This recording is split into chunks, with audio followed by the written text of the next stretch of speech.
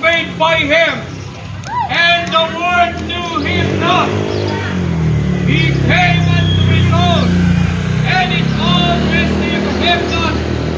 But as many as received him, to them gave he power to become the sons of God, even to them that believe on his name. Kaibigan, ang Panginoong Jesucristo'y dumating para sa kanyang bayang Israel. Ngunit imbes na siya'y paniwalaan, sila'y sumigaw ng ipako siya sa krus. Ipako siya sa krus. And 2,000 years ago, ang Panginoong Jesucristo ay naparito upang iligtas ang sanglibutan sa tiyak na kapahamakan. Ang Biblia ay nagsaad, ang lahat ay nagkasala. Walang matuwid, wala ni isa.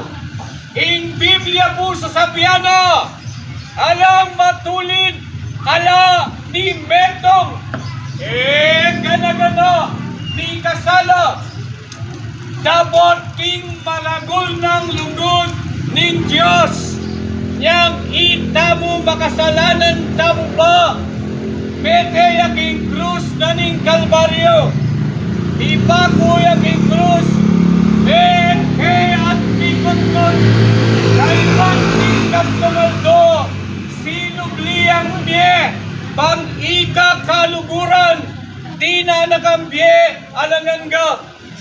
Pagkatapos na ikatlong araw, siya'y muling nabuhay upang ikaw, kaibigan, ay pagkalooban niya ng buhay na walang hanggan. He came unto his own, and his own received him not.